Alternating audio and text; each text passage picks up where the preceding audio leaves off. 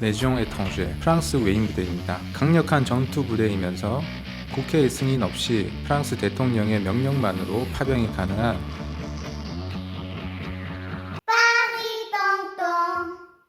안녕하세요, 파리 삼촌입니다. 제가 프랑스에 온 지도 20년이 다 되어 가지만 매년 7월 14일이 되면 어김없이 TV를 켜고 샹젤리제에서 이루어지는 프랑스 대혁명 기념 열병식을 보게 되는데, 열병식의 꽃은 시작과 마지막입니다. 그 중에서 마지막을 장식하는 것이 바로 레지옹 에트랑제 프랑스 외인 부대입니다. 강력한 전투 부대이면서 국회의 승인 없이 프랑스 대통령의 명령만으로 파병이 가능한 세계에서 유일한 정규 전투 부대이며, 저마다 다른 국적의 젊은이들이 프랑스를 위해 싸우는 프랑스 해외 군사력 투사의 중추적인 역할을 하는 외인 부대 레지옹 에트랑제에 대해서 A와 Z까지 알아보도록 하겠습니다.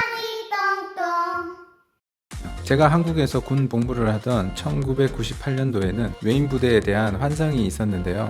당시 병장 월급이 10만원이 채 되지 않던 시절에 군인 월급이 300만원대이고 복지도 좋으며 군복무가 끝나면 프랑스 국적도 받을 수 있어서 저희 부대에서도 몇 명이 지원을 했다고 들었으며, 한 명이 합격했다는 소식을 들었지만 제대 소식은 아직 듣지 못하였습니다. 세계적으로 군대는 자고로 자국민을 대상으로 징집, 직업군인 등의 방법으로 군대를 꾸리고 있는데, 프랑스는 특이하게 용병, 외국인으로 구성된 부대로 상당 부분의 군대를 유지하고 있습니다. 사실 프랑스는 외인 부대 창설 이전인 10세기부터 꾸준히 외국 군대를 이용하여 많은 전쟁을 치러왔습니다. 대표적으로는 제노바 석궁병과 스위스 근위대를 들 수 있는데요. 제노바 석궁병은 프랑스와 영국 간의 100년 전쟁에서 뛰어난 활약을 펼쳤으며, 1789년 베르사유와 1792년 루브르 궁에서는 프랑스 국왕 루이 16세를 지키던 스위스 용병들이 있었는데, 지금도 바티칸을 지키는 스위스 근위대가 당시 프랑스에 상당수 있었습니다. 당시에 일어난 시민 봉기로 수많은 시민이 프랑스 왕궁으로 쳐들어갔고, 수비 중이던 프랑스인으로 구성된 근위대는 전부 도망간 상황이었지만, 루이 16세가 고용했던 786명의 스위스 용병들은 단 한 명도 도망가거나 이탈하지 않고 혁명군에 맞서 왕을 지키다 전원 전사하였고, 이 일을 기리기 위하여 스위스 루체른에 가면 빈사의 사자상이 그날 전사한 스위스 근위대를 기리고 있습니다. 이러한 역사적인 배경으로 인하여 프랑스에서는 외국 군대 용병에 대한 인식이 용맹하고 끝까지 목숨을 다해 프랑스와 왕정을 지키는 군대라는 좋은 이미지가 있습니다. 현재 외인 부대의 모습은 프랑스 대혁명 후 쿠데타로 집권한 루이 필립이 설립하였고, 180여 년의 역사를 가진 세계적으로 유명한 전투부대로 베트남 독립전쟁, 알제리 독립전쟁 등에 참전하였으며 1, 2차 세계대전 등 70여 년간 3만 7천 명이 정사할 정도로 강도 높은 전쟁터에서 항상 선봉으로 출전하는 부대가 바로 프랑스 외인 부대입니다. 그 중에서도 전설로 기억되는 1863년 멕시코 카메룬에서 2천여 명의 멕시코군과 65명의 외인 부대원 간의 전투에서 끝까지 항복하지 않고 싸워 영맹을 떨친 이야기는 전 세계 전투사에서도 아주 유명한 이야기입니다. 그럼 이런 외인 부대는 어떻게 구성되어 있을까요? 외인 부대원의 출신은 전 세계 130여 개 국가로 구성되어 있으며, 총 인원은 8천여 명으로 구성된 외인 부대는 시대에 따라 구성 인원의 출신이 바뀌어 가고 있습니다. 1990년대 이전에는 서유럽인들이 많았고, 2000년대 이후로는 헝가리, 유고슬라비아, 우크라이나 등 동유럽과 북아프리카 출신들이 70%를 넘을 정도로 절대적인 다수를 차지하고 있다고 합니다.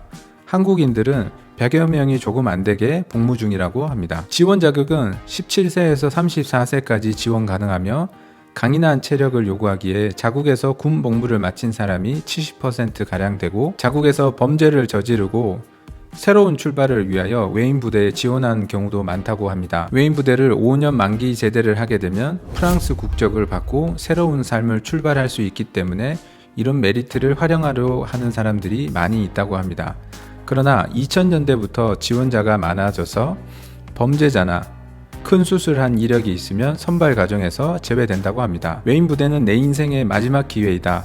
내 삶을 바꾸고 싶다. 인생을 다른 각도에서 바라보자. 턱걸이는 최소 10개, 수영은 25m를 할 수 있어야 되며 첫 테스트에서 달리기는 12분 동안 12.7km를 달려야 하며 뼈가 부러진 적이 없어야 하고 이빨이 없어도 떨어질 수 있다고 합니다.